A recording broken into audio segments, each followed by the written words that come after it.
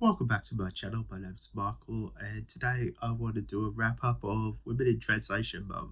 I don't normally do wrap ups because I feel like I want to talk more about books. I want to be more expressive, so I try and avoid them to do more one-on-one reviews, to be more detailed in my videos, but I just end up not doing videos, which is a problem. But because Women in Translation Month is probably one of my favourite reading months of the year, I thought I would talk about the books that I read during the month and give a quick wrap up of what they were like. So maybe someone else might be inspired to read them or talk about the books in the comments. The first book I read was And the Birds Rain Down by Jocelyn Saucier, and this is translated from the French by Rhonda Mullins. This is a French-Canadian book, and I haven't read many French-Canadian books in the past. Earlier this year, I read The Dishwasher, which was really good, and I really enjoyed that book, and I wanted to try some more French-Canadian books, so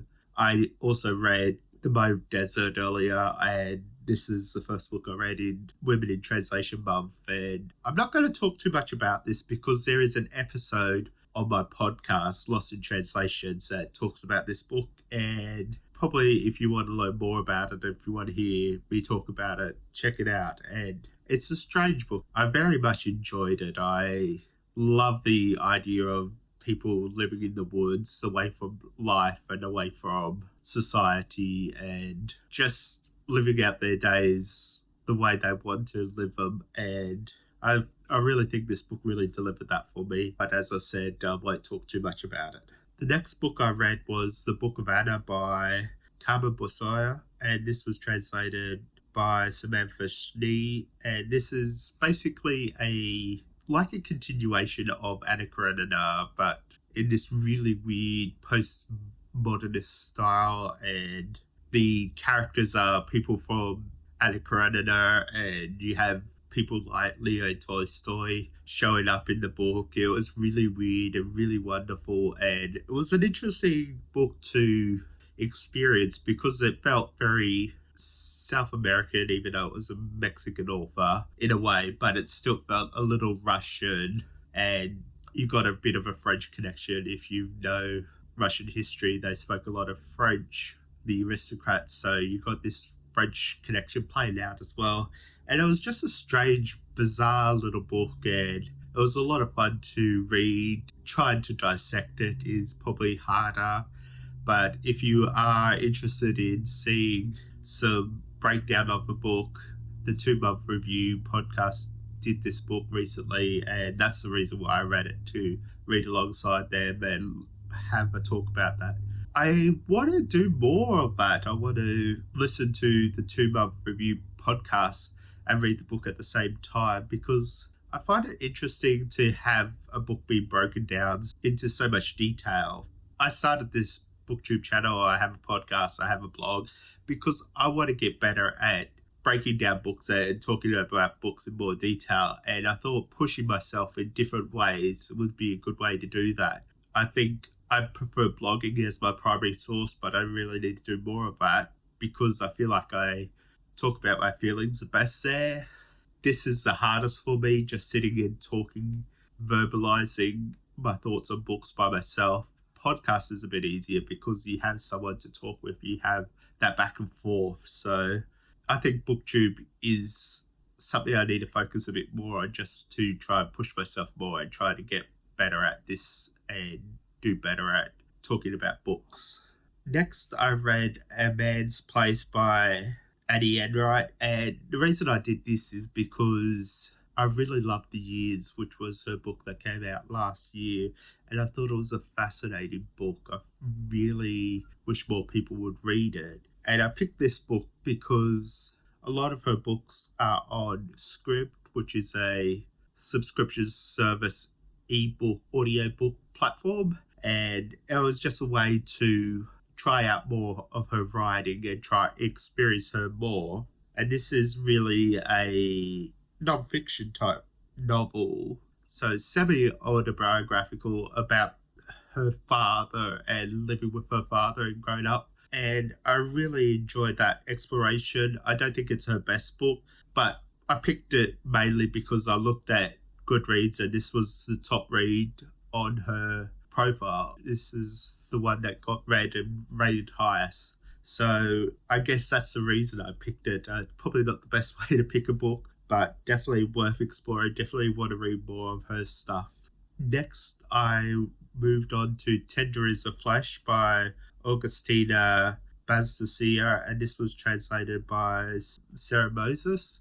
And the reason I wanted to pick this up, mainly Argentinian literature. I really love Argentinian literature, but this sounded so weird and so interesting that I pushed it up my list. It's basically a dystopian future where all animals start to get diseased and humans have to stop eating animals and slaughtering animals for food. So they start creating a special meat. They start producing this special meat that people can eat. And it turns out it's humans. And there's this whole storyline of how the old people need to pay for retirement homes that have security on them because people will come and steal them and chop them up and eat them. But then there's these other humans that are bred as animals and they go through the slaughterhouse and all that kind of stuff. And it's a real exploration into the treatment of animals and the way we kill animals for food. And this whole concept's just so disturbing to read. And it was a fascinating book because I just love weird books. But it's interesting because if all the animals get sick, people don't consider going vegan. They just want to start eating humans because they can't live without meat. And I just found that a really great read and recommend it if you want something a little disturbing, a little social critique type thing. Next book I read was Kim Jong, born 1982 by Cho Man-ju, and this is translated by Jeremy Chang. I really love this book. This basically explores the life of Kim Jong and the everyday sexism that just she experiences. The introduction to this book kind of talks about how much sexual inequality happens in South Korea, and I thought that was really interesting because they do have a very low employment rate for women. But I think this feels more like an everyday experience for a woman, and that's what really drew me to it. It's like the little things throughout their lives that kind of happen and get shrugged off. Like when she's a kid in school, she gets bullied by another student, and the teacher says, "Oh, let it go. This guy is just interested in you, and that's why he's bullying you." And she doesn't really understand why that would happen. And then moving on into the future, she doesn't get promoted because she's a woman, and they don't promote women because they're worried that they're going to get pregnant and go on maternity leave and eventually quit the job because that's what happens. And then there's the idea that she doesn't want to have children in her marriage, but she kind of gets talked into it. There's so much in here, and I really enjoy it. I think this is probably the best book I've read this month and might be the number one pick for the year. And I'm going to do a podcast episode of this book as well because there's so much to discuss, and I think it's definitely one to explore. Then I moved on to Breasts and Eggs by Miko Kawaki, and this is translated by the Japanese by Sam Bett and David Boyd. And this is another book that I think really worked well with Kim Jong. I think they explore similar themes. This is more about women's sexual reproduction and like the way they see their breasts and their body. And there's a lot of exploration into just the treatment of their own body by how they view it and by how society views it, and a lot of exploration into the Japanese culture and how breast implants are looked at and how having a child is not really accepted if you're not married and you can't go to a sperm bank to get sperm, or if you're a single woman, or if you're in a homosexual relationship and all that kind of stuff. And it all plays out in this book, and it's really fascinating. I really recommend this as well. And it gets talked about a lot at the moment, so I don't really need to talk more about it. I think a lot of people know about this book. Next, I read Bright by Juan Joy Dimwana and translated by Mayu Pascal. And this is a Thai book, and I believe it's one of the first books written by a Thai woman to be translated into English. It explores this young kid who kind of gets left by his parents, and he grows up in the town, and like the town kind of accepts him as part of their community, and it's kind of sweet, but it's very melancholic as well, and just the way the two kind of blend in together is quite wonderful and quite brilliant. I highly recommend this book if you want something that's not too dark, but you're not afraid to have a little bit of darkness in your literature. And I think this author did a wonderful job of just exploring this child's growth and trying to adapt to his situation and everyone around them kind of looking after him. So another great read for the month.